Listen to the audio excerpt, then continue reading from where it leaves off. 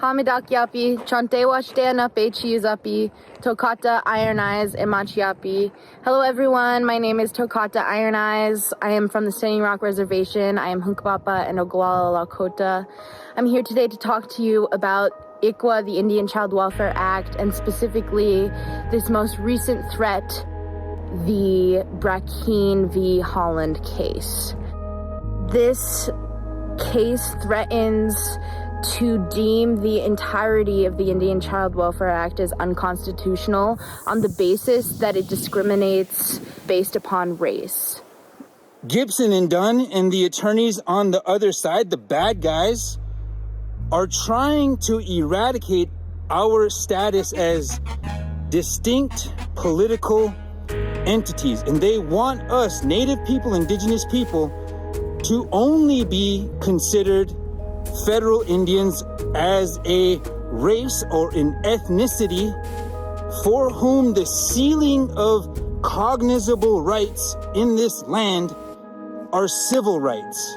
They don't want to recognize my original rights, our treaty rights, our inherent rights, our international character.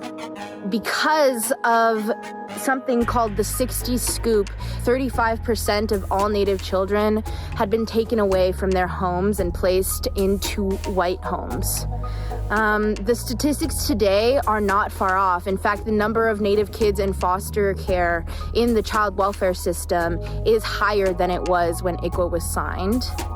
It is preached within the Christian ideology that adopting and fostering kids is something that will bring you closer to God and something that a lot of devout Christians do in order to quote unquote save souls. And we know this, Native communities know this process as assimilation. Repudiating the doctrine of discovery, though it might not have any real immediate practical legal effect, it tells the Christian English thinking universe that what we've done and what we continue to do to the original sovereigns, the original and independent Native nations, is not right in God's eyes, it's not right in the law's eyes, and we need to start being truthful. The Brackeen court case, the challenge and the attempt by what I see as a rogue court to delegitimize, destabilize what little rights we still have, what tribal sovereignty is still there to be defended and to be protected. This country is executing a program of assimilation and genocide right now, today, in 2023. Against indigenous nations, against tribal nations.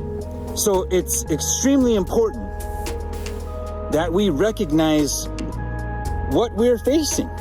And so when we're talking about this case, it is much bigger than one family trying to gain custody of one Native child. This is about protecting the sovereignty of Native nations everywhere and about protecting Native children across America.